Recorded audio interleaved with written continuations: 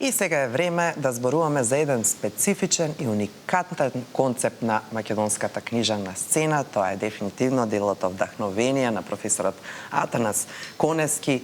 Нешто што со право доживува веќе свое 7 дополнето издание. Што тоа значи на книжевната сцена воопшто, ќе ни објасни и самиот автор, колкава сатисфакција е, нели, кога добивате и 7 издание во издавање на култура. И секогаш кога зборуваме за мудростите, за нешто што треба да ве инспирира, знаеме дека наоѓа на голем интерес кај вас, но нешто што би требало да предизвика и вдахновение, добива димензија повеќе. Затоа, професоре, како за во петок, на крајот на ова издание, многу ни е драго што сте наш гостин и што ќе зборуваме токму на оваа тема. Добро утро, добре ни дојдете. Добре најдов, Јована. И навистина сум почестен што еве повторно сум тука кај вас, но по еден убав повод што рековте. На крајот од неделава да се вдахновиме и на мудрите мисли и на луѓето што не обкружуваат. Јас тој печаток го добив при самиот влез. Луѓето вработени овде навистина најљубезно се поздравуваат и со една природна насмевка. И тоа вдахновуваше кај мене. И зошто токму ваков наслов носи книгава Вдахновенија. Би замолил, еве имате таму одговор на ова прашање. Зошто книгава се вика Вдахновенија? Да, тоа веројатно секој во моментов ќе се праша зошто е да се почне од основното, нели? И зошто доживува 7 изданија? Тоа како второ ќе ми го одговорите, бидејќи ми е најфасцинантно, додека јас да го најдам одговорот на прашањето. Тоа е многу лесно. Оти книгава е всушност азбука на мудрости. Така, пронајдов. Вдахновението ја допира душата. Тоа е повеќе од чувство, тоа е состојба на умот. Тоа е патоказ, показ и патоказ за нашата умешност. Навистина убаво кажано, треба да се подразмисли, нали, над секоја од овие мисли, барем јас така доживеав книгата уште првото издание, ако не се лажам, 2011 година беше првото издание. Пред 15 години. Пред 15 години. Ова е една, може да се каже, и дефиниција за вдахновението и зошто токму ја нарековте така, иако верувам дека вие би опишувале на многу начини, но ајде одговор на тоа прашање, професоре, што значи за еден автор да книгата доживее 7 издание? Тоа е признание дека навистина е погодена темата, е погодена содржината и е примамлива и прифатлива за голем број читатели. Ова книга, како што најавивте, доживува 7 изданија за 15 години. Или 6 изданија по 300 примероци, то се 1800. И ова издание е 200 примероци, значи вкупно 2000 тираж. Јована, и тоа е се во издание на издавачката куќа Култура, која ова година слави 80 години. Значи и голем јубилеј што е сврзан со оваа книга. Токму и втората реченица, втората мисла овде што ја прочитавте, би сакал и неа да ја прочита, дека вдахновените луѓе ги вдахновуваат другите со своите вдахновенија. Ете така. Тоа е пример и ваш, и пример на читателите, дека само вдахновените луѓе ги вдахновуваат другите со своите вдахновенија. Јас таков печаток понесов сега, додека чека во студиово. Сите луѓе се комуникативни, насмеани, одмерени и умерени. Тоа го покажува овде и ова студио и луѓето што не окружуваат. Тоа е причината зошто оваа книга доживува 7 изданија, или ако првото издание имаше 150 страници и околу 1100 мудрости, ова 7 издание има 400 страници и 2000 мудрости. Еве го одговорот на вашето прашање. А и вие имате ваша рецензија во оваа книга, во второто издание, и можете со право да судите и да просудувате за квалитетот и за вредностите на оваа книга. Тоа го направиле во првото издание, имаше само 2 рецензии. Тоа се беа од професорот Венко Андоновски и од професорот Драги Михајловски, кој е покоен. И немаше други рецензии, немаше и ставови и мислења, и немаше посвети. Но оваа книга во оваа книга, во 7-во издание, има 40, во сите се разбира, до 7-то издание, а овде вкупно има 40 рецензии, оценки и мислења од познати и признати професори, интелектуалци, обични луѓе, читачи на оваа книга, луѓе кои непосредно учествувале или придонеле да учествуваат во создавањето на ова дело. И има уште и 20 посвети кои се внесени, а кои сум ги добивал како признание од нивни книги, чии автори биле тие.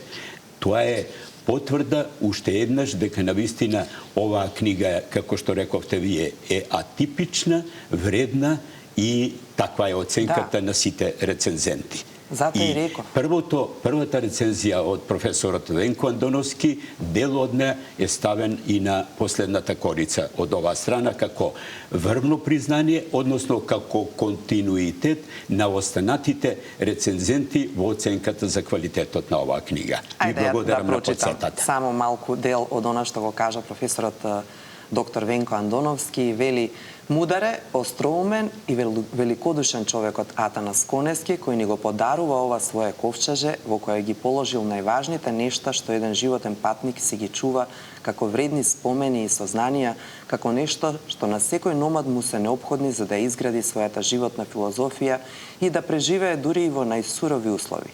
Тој можел да ги зачува само за себе, но еве, го отвора своето ковчеже за сите кои сакаат да се загледаат во него.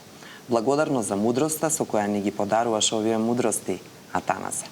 Оти мудар е оној кој знае мудрости, мудар не е оној кој знае мудрости, туку оној кој мудро се однесува кон нив, ги споделува со другите, за да не остане сам и тажен со своето знаење. Навистина прекрасно кажано, инспирација, вдахновено. Да, вдахновено, навистина кажано. Ево тој поглед, еве можете да го потврдите и вие, ако отворите, например, кај буквата М на мудрости, како што ја нарекуваат рецензентите, ова е азбука на мудрости. Еве, прочитајте некоја од тие мудрости и зошто ја прават оваа книга така прифатлива. Има доста на тема мудрост, ама ајде, мудар човек не е само што не зборува глупости, туку не ги ни слуша, ќе се согласиме. Мудрата мисла и добриот збор нека ти бидат показ во иднина. Мудрецот никогаш не застанува на страната на страста. Мудриот гледа можности во секоја тешкотија, а не тешкотии во секоја можност. Мудриот го интересира вистината, а учениот докажувањето на вистината. Што повеќе, има многу други кои што ќе ве инспирираат. За мене лично, Атанас, иако јас тогаш во таа 2011 година, кога ми ја дадовте честа и самата да кажам како ја доживеав книгата, освен што ја доживеав како своевидно орудие за вдахновување, морам да кажам дека е многу корисна поради моментот што можеш постојано да и се навратиш, нели, и дури и на некој начин и да се забавуваш, особено со моментот кога бираш која мудрост ќе ти се падне, народски кажано, односно каде ќе отвориш сосем случајно за да добиеш некакво вдахновение. Верувам дека и другите. Констатација. Да. Ете, сосем случајно да отвориш и да видиш каде. Вели, еве, само заради љубовта животот се обновува. И веднаш некако се чувствуваш поубаво. Ете така. Тој впечаток веројатно е пресуден кај луѓето што ја купуваат или што ја имаат оваа книга, а тоа го потврдуваат и рецензентите и корисниците на оваа книга. Тоа го потврди и ти, бидејќи ти си македонист. Ти си потекнуваш од такво семејство кој квалификувано. Имав и македонистика, да. Така. Еве да речеме, да видиме што вели пример кај буквата за П, кај пријателите или кај Х. Било каде, ова што го говорите, кај што велите дека оваа книга вдахновува. Тоа е, претпоставам, целта. Кај Х, пример, или кај П, пријателите. Пријатели се оние што остануваат кога ќе те напуштат другите. Пријателите ги создава довербата, а недовербата ги проверува. Пријателите кои ќе ги имате кога ќе сте на висока функција се двојно посомнителни. Да, интересно. Пријателите можете да ги купите со различни валути. Пријателот во нужда се познава, а не на свадба. Интересно, ајде кај Х, вие самите ми посочивте дека би сакале. Еве случај, затоа тоа е азбука на мудрости. Еве, речеме кај Х. Просто ја тестираме книгава. Кој од термините на Х да одберам? Од почеток, еве. Ајде, харизма. Може? Да. Харизмата е дарба, звезда, вдахновение, неодоливо привлекување, доверба, моќ за комуникација, милозливост. Еве, вие сте очит пример за харизматична личност. Благодарам што така ме доживувате, на крајот на криштот и Така околината те опишува треба. и оваа книга и оваа мудрост, не јас. А затоа и прочем, вашава емисија е така гледана и толку ценета, токму заради тој природен, спонтан, одмерен, измерен, вдахновен однос. Еве сами ја потврдивте со една од мислите на Х. Така. Да. Професоре, секако дека ова седмо полнето издание заслужува една убава промоција, претпоставувам дека истата ќе се случи. Јас веќе и добив покана, па ајде да ни кажете детали, каде, како, кој би можел да присуствува. Еве убаво ја завртивте поканата кон камерата и поканата исто така вдахновува како и корицата на книгата. Тоа е дело токму на издавачката куќа и на печатницата. Промоцијата, еве можете и да го презентирате тоа. Така е вдахновено дружење за промоцијата на Вдахновенија 7 од Атанас Коневски ќе се одржи во Домот на културата Кочо Рацин во Скопје. Промотор ќе биде професорот доктор Владимир Мартиновски во понеделник на 18.5 во 18 часот, убаво е 2:18 оваа година. Сега само да ми кажете дали секој заинтересиран би можел да дојде, има ли простор да присуствува или веќе поканете ќе има премногу за да дојде? Убаво прашање. Кога се определувам за промоција на оваа книга или за некои настани личности јубилеи, обично се определувам да биде салата за промоција, да собира толку луѓе кои символично одразуваат некоја бројка од оваа книга. И во поканата, ако ја покажете, таму има горе 50, две бројки, да, 80 и 53. Јас нема сега да откријам, еве покажете ја поканата, нема да откријам што значат тие, тоа ќе го направиме на промоцијата, но бројката и салата собира токму толку луѓе, околу 50 на луѓе, околу 53. И кога во една друга пригода, кога беше бројката 50, беа поканети толку луѓе, 50-тина. А зошто е така и зошто е 80, тоа ќе го чуеме и ќе го видиме на промоцијата понеделник на 18 во 18 часот во Домот на културата Кочо Рацин или понарешниот Домот на градежниците. Така, сите останати кои што ќе посакаат свој примерок. Секако има место и за други, но тоа колку што го возможува просторот. Да, знаеме дека тука се ограничувањата, но сепак бидејќи е во фокусот самото дело, сите оние кои што сакаат може да си појдат во култура и да си купат примерок на вдахновенија и едноставно да се инспирираат, мотивираат во некои мигови, некогаш случајно, со случајен избор, некогаш да проверат некој од поимите дали нашол свое место тука, нели Атанас, и да видат на кој начин вие сте дошле до вдахновение за одреден поим. Убаво кажувате, Јована, се извинам. Или некоја од овие мудрости ќе ја напишат при подарувањето на некој, дали книга или слично, не треба да се мачат, може слободно да пронајдат соодветна мудра мисла и да ја посветат на даропримачот. А посветите обично го одразуваат заемниот однос меѓу дародавачот и даропримачот. Овдека, на почетокот од книгата, Јована, е и напишана посветата на оваа книга. Сосема на почеток. Еве што вели. Читат посвета, посвета на празно, на Јована. Вие сте дел од вдахновеното окружје. Еве, Јована, вие и вашата телевизија сте дел од вдахновеното окружје и од користењето на книгата Вдахновенија. И вистински ви благодарам за тоа. Интересно е, бидејќи те спомнате како од самиот влез во телевизијата, студиото, во комуникација со сите луѓе, вие доживувате некакво вдахновение, мислам затоа што го трагате по тоа, Атанас, затоа што сте автор на едно вако ковчеже на мудрости и мислам дека човек треба да е така расположен, така насочен за да биде вдахновен, ми се чини дека. Убава констатација, да. Јована. И во ова време кога сме бомбардирани со некој секојдневие кое што е многу поинакво од минатото или пак некако оди во некоја чудна насока, веројатно да се вдахновиш на овој начин значи некако прочистување на духот, на мислите, смирение и така натаму се она што ни треба.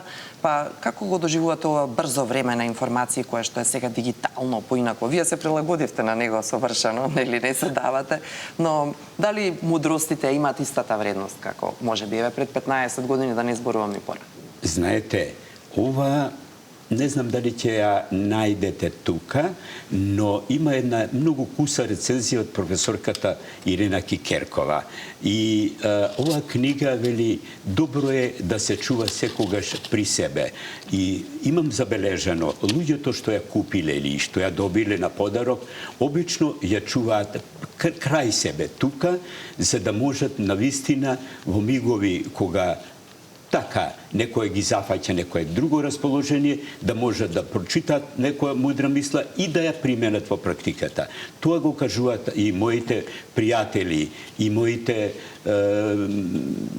сограѓани, сопатници, условно речено, тоа го потврдувате и вие. Еве пример ќе го наведам и вашиот татко. Деновиве се сретнав и му кажав дека, а тој е интелектуалец, професор, ќе бидеме со Јована. Ви завидувам што и двајцата ќе се вдахновувате. Тоа се негови зборови, донесов јас и пример, уште еден примерок од книгава за редакцијата за телевизијава. Еве Јована е тука и тој ќе го подарите, ќе го врачите на да биде во редакцијата, за да можеме да биде користено и од другите. Побараме вдахновение кога ќе ни биде потребно. Атанас, многу сме благодарни што еве како за окружување на денешното издание во петок дојдовте и ни дадовте вдахновение. Благодарам на констатацијата, таков печаток и јас имав при самиот влез во вашава куќа. Ви благодарам уште еднаш наискрено. Професор Атанас Коневски, тој е автор на вдахновение, професор по македонски јазик, културен деец, како и да не заборавиме генерален секретар на фондацијата Небрегово, фондацијата која што го чува и негова споменот на великанот Блаже Коневски. Ке ве чекаме во друга прилика да зборуваме некои други теми кои што се разбира во вашата област. Ова беше специјален повод да го прославиме 7-то издание на Вдахновение. Многу ви благодарам и ова што го споменавте, уште еднаш ви честитам што ги следите и настаните поврзани со фондацијата, односно сега културниот и едукативен центар Небрегово. Исто така на вашава телевизија соодветно беше тоа презентирано. Тоа значи во континуитет и вдахновено ги следите културните настани врзани на овие теми. Искрена благодарност до вас и до тимот на телевизија Сител. Така е. Да поминете убаво на промоцијата во понеделник и се гледаме кога ќе дојде време и за 8-то издание. Да. За таа, нели намена. Ве очекувам и на промоцијата. Благодарим. Ви благодарам многу.